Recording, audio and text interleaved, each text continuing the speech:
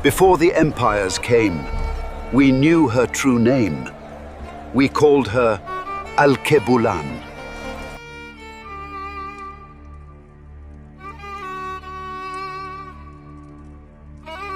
The forebears didn't come from a continent called Africa. Let that sink in before we go further. The 2 billion people walking around on that land right now. The kings who built the pyramids. The queens who ruled empires. The families whose bones go back 200,000 years into that red soil. None of them ever opened their mouths and said the word Africa to describe their home until somebody else's tongue showed up and pinned that name on it. The continent had names of its own, real names. The people who lived there gave it its name. Names that had meaning in the languages the land actually spoke. And then a foreign empire came and took over a strip of coastline and slapped a label on it. And 3,000 years later, the whole world is using a name that was never ours to begin with. That's the part they didn't teach you in school. The textbook gave you one sentence about a Roman general and called it quits. The real story is longer and uglier, and once you hear it, you'll never look at a map the same way again. Begin with what the continent called itself. The people of the land had named it long before any Greek or Roman had set foot on those shores. The Egyptians called their own land Kemet. That word means the black soil. They didn't call it that because the people were black, but they were. They called it that because the Nile floodplain's rich, dark soil was so deep, so fertile, so dark that you could see it from the cliffs above. Kemet, the dark earth. It is what the Egyptians wrote on their own walls. That is the name they used in their prayers. That is the name carved in stone for thousands of years before anyone in Rome was born. And the wider continent had a name too, preserved in some of the oldest African oral traditions, Alkebulan. Some scholars trace it to Old Arabic, Moorish, and Berber sources. The word is sometimes translated as Mother of Mankind, or Garden of Life, or Land of the Black People. Different traditions translate it a little differently, but the point is the same. In the languages of the people who lived on the continent, it had a name that actually meant something. And the name they chose for themselves was a dignified name, and the name we now use is a name that came from away. Now, for the textbook story, you've probably heard some version of this one. The textbook says that Africa was named after a Roman general named Scipio Africanus, who defeated the Carthaginian general Hannibal in the Punic Wars around 200 BC. The textbook tells you Scipio got the title Africanus for his victory in Africa, and the name stuck to the continent. Sounds good, sounds easy. There's only one problem. It's backwards. Africa wasn't named by Scipio. Scipio got his nickname because the area was already known as Africa long before he marched south. Scipio arrived, and the Romans had been using the word Africa for the territory around Carthage for at least 100 years. So the question is not, where did Scipio get his name? The question is, where did the Romans get the word from in the first place? And that's where the textbook story breaks down and the real research begins. The most popular academic theory is a Phoenician word. The Phoenicians were a sea trading people from the Eastern Mediterranean who founded the city of Carthage on the North African coast around 800 BC, centuries before the Romans became a power. In Phoenician, afar or afer meant dust or dirt. The dry, dusty land south of the Mediterranean was given a word by the Phoenicians that sounded something like that. Later, when the Romans conquered Carthage, they adopted the local word and Latinized it, Africa land, dust land. So, according to this theory, The whole continent's name comes from a foreign sailor's word for the dirt. Read that line a second time. The Phoenicians sailed in and looked at the coastline and thought the land looked dusty and slapped a label on it. 300 years later, the Romans came, took Carthage by force, kept the label, and spread it throughout their empire. By the time the Roman Empire fell, Africa Terra was Africa, and the name had been written on so many maps and official documents that it became the default word for the whole continent in every European language that derived from Latin, which is most of them. The sailors thought the dirt looked dry, so they renamed the continent, and it stuck because the people who imposed the rename were the ones holding the pens that drew the maps. There are other theories as well, and they are worth going through because each one tells you something about how this name actually got attached. One theory is that it derives from a Latin word, Africus, which was the name for the southern wind that blew up from the African coast and hit the Italian peninsula. The Romans named winds according to the direction from which they came. The wind that blows from the south came from the land they call Africa, so they call the wind Africus. Some scholars believe it was the wind that was actually named first, and the land was named after the wind. Either way, the link is Roman. The link is not black. The Romans gave a name to the wind. The Romans gave the land its name. From the deck of a ship in the back of a horse, the Romans named everything that they could see. Whatever they called it, that's what everyone else ended up calling it, because the Roman Empire ran the publishing house of the ancient world. There is another theory, and this is the one that matters most for our story, but is less emphasized in the textbooks. Some scholars and African writers have claimed that the name Africa was derived from a man named Afer, who was a descendant of Abraham. Some early historians, including the Roman writer Josephus, recorded a tradition that Afer was a great-great-grandson of Abraham through his son Midian. Afer led a band of men into the land south of the Mediterranean and settled there. The land was named after him. Other versions of this tradition trace the name even further back to Ham, the son of Noah, we already discussed. You remember Ham, the father of Cush, Mizraim, Phut, and Canaan. Some traditions have it that the name Africa is connected linguistically to the bloodline of Ham, and that the word itself was preserved among the Berber and Carthaginian people who came from that line. If this theory be true, then the name Africa is really no foreign name at all. The name Africa is a remembrance of the African patriarch from whom the continent sprang, and the Phoenicians and Romans just took up a name which was already there in the local languages and adapted it into their own. That version of the story is the total opposite. That version says the name has always been of African origin, and the cover-up is not that the continent got renamed. The cover-up is that the meaning of the name got buried so deep that even most Africans today do not know that they are walking on land named after their own ancestor. What theory is correct? The answer, honestly, is probably some combination. The Phoenician word for dust might have combined with an older local name for Ophir or Ham. The Romans, who loved to make names uniform across their empire, nailed down the word and shipped it out. When the dust had settled, no one could remember where the thread came from, and the one surviving version in writing was the version the Romans wrote down. That's how language is.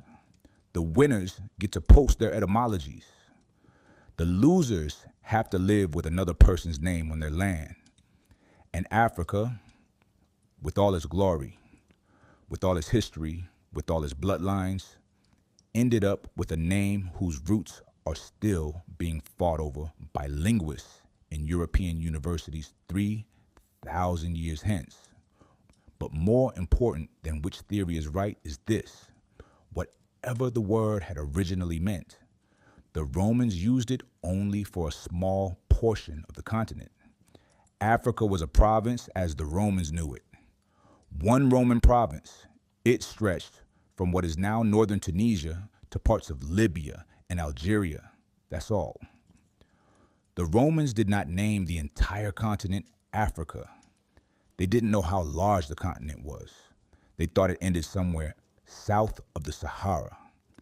They knew nothing of the Congo, knew nothing of Great Zimbabwe, knew nothing of the kingdoms of West Africa, knew nothing of the Kushite kingdom down the Nile. Africa to the Romans was a narrow strip of fertile coast snatched from the Carthaginians, good for wheat and olive production, and shipping back to feed Rome. The rest of the continent was a mystery to them, a vast unknown, marked on their maps with phrases like "Here be lions" or "Terra incognita," land unknown. They gave a name to the little bit they could see.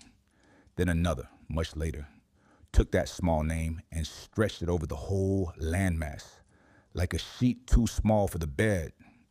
The stretching occurred in the age of European exploration. Starting in the 1400s, Portuguese sailors, then Spanish, then Dutch, then English, started moving down the coast of Africa and eventually around the Cape of Good Hope and into the Indian Ocean. As they mapped what they saw, they used the only name they had for the landmass, the Latin name they had inherited from Rome, Africa. They wrote that on their maps all over the continent without asking a single person who lived there what the land was called.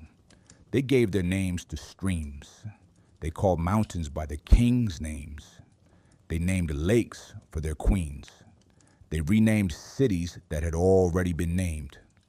For thousands of years, the people who lived on its banks called the Niger River something else. So was the Limpopo, the Zambezi too. So did every major geographical feature on the entire continent. The European map makers erased those names from their charts and wrote new names in their place. And within a few hundred years, the original names were either gone or reduced to local memory. While the European names became the official names used in trade, in diplomacy, in education. The continent didn't just get a wrong name on a wrong map. Feature by feature, continent by continent, river by river, mountain by mountain, the whole geography was renamed until it wore borrowed labels. And this is where rename starts to hurt.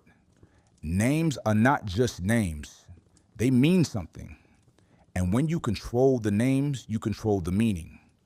When the European powers named the continent Africa and began writing books about it, they could shape what the word Africa meant in the minds of all those who read those books. In the European imagination, Africa became a word for primitiveness, black, brutal, the dark continent, a blank canvas for European explorers, missionaries, and colonizers to paint whatever story they wished to tell. The same word that had once described a small strip of Roman wheat country came to designate an entire continent of supposedly backward peoples in need of European salvation. The word itself was a tool of colonialism.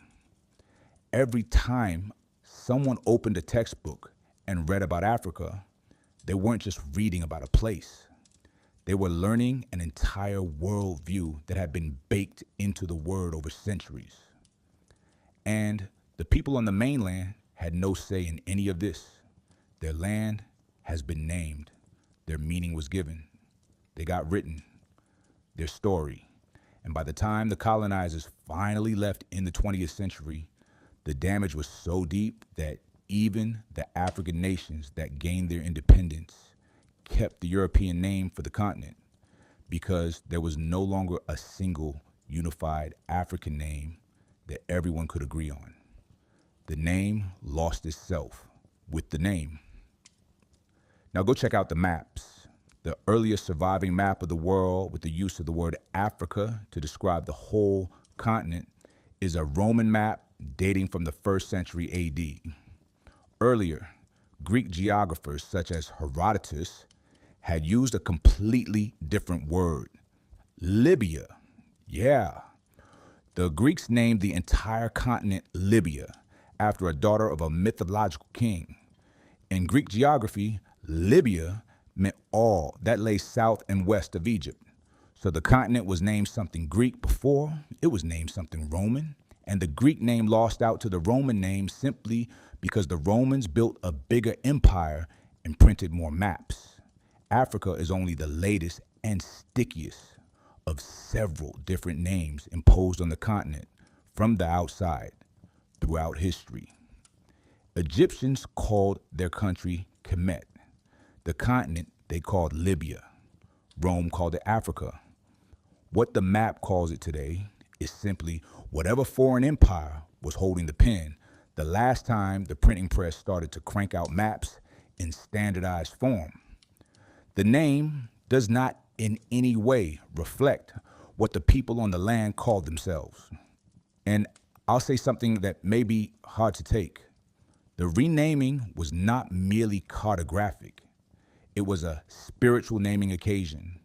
Steal a people's original name for their land, and you steal part of their relationship to that land. The African names for places meant something. They spun stories. They carried on history. The river was named after the spirit who lived in it, or the ancestor who first crossed it, or the event that happened on its banks 200 years ago. The mountain was named after the chief buried there. The valley was named for the battle fought there. Each name was a reminder. Each name was a thread linking the present to the past. And when the European mapmakers erased those names and wrote new ones, they cut the threads. They cut the link between the land and the memory of the land. They took a place full of stories and made it a place of new labels with no stories at all, unless those stories happened to make it into European books written by European authors who did not understand what they were looking at. That's what a rename really costs. The cost isn't just on the map. The cost is in the spirit of the people who are losing access to the names their grandparents used. But the original names did not die out entirely. Kemet is still remembered by African scholars and the descendants of the Egyptians who became the Coptic Christians. Alkebulan is still referenced in some African American communities and in Pan-African writings from as far back as the 20th century. The original names of rivers and mountains are still alive in local languages across the continent, even if they are not on the official maps the world uses. The memory is present. The names are not dead. They are just covered by newer names that have had 3,000 years to sink into the soil. And as African scholars, African writers, and African descendants in the diaspora keep digging, more of those original names are coming up. Some universities in Africa are publishing maps with traditional African names alongside those of the colonial era. Some Black American authors and educators teach their children Alkebulan instead of or in addition to Africa. As the truth always comes home, the name is beginning to come home slowly, one generation at a time. Now take this home to the people. Every Black person walking around in America today has borrowed names, whether they know it or not. We came from a continent with a borrowed name. Most of us have surnames that came from slave owners, colonizers, changed the names of the countries our ancestors were taken from. Our great, Great-great-grandparents' tongues were stamped out and replaced with English. Our gods' names were replaced by somebody else's gods' names. African American is a label in itself, the very word, placing the borrowed name of our continent beside the name of the country that enslaved us. We walk in each other's words, other labels from other people, categories of other people. And most of us never stop to think about it because the labels are so familiar. By now they feel like they have always been there. You know? They didn't always have them. They were put up there from specific people for certain reasons at different times in history. And anything placed there can also be examined, questioned, and if necessary, replaced. We're not throwing the word Africa tomorrow. The word is too woven into the modern world to just rip it out. Every map, every book, every news story, every passport, it's not realistic to try to replace it overnight. But knowing the story behind the word changes how you carry it. Now, when you say Africa, you say it with full knowledge. You know, it was a Roman label that started out as a name for a wheat province. You know, the original peoples of the land had their own names. You know, Kemet means the black land. You know, Alkebulan has the meaning of mother of mankind. You know that somewhere in the bloodline of the name itself may be a memory of Ham or Afar, an African patriarch whose name got buried under the spelling of a foreign empire. So that's the story.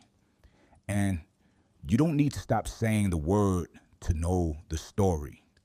To know the story is to know that the word will never again fool you as it fooled your grandparents. And here's the last part. The continent doesn't need permission from a Roman general or a Phoenician mariner to be what it is. The continent is the cradle of mankind. It is the continent of Lucy's birth. That is where mitochondrial Eve walked, on the ground. This was the continent where Cush built its pyramids.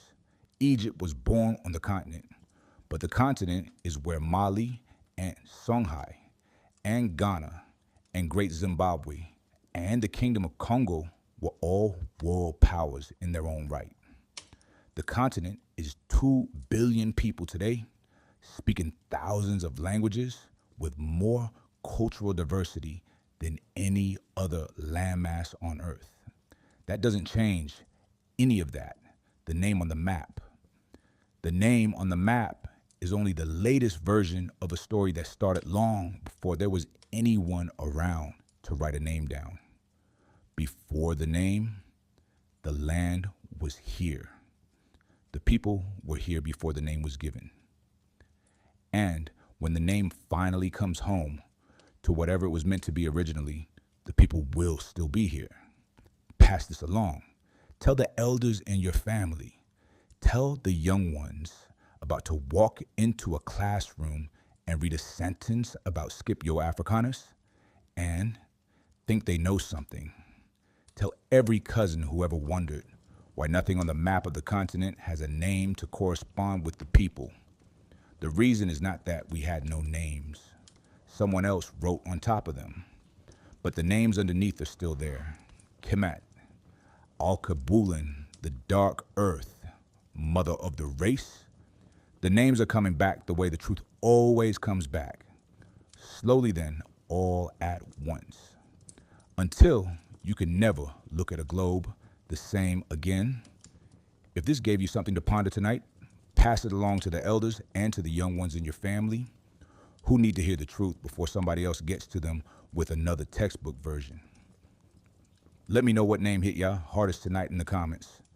I want to see how many people are hearing Kemet and Alkebulan for the first time.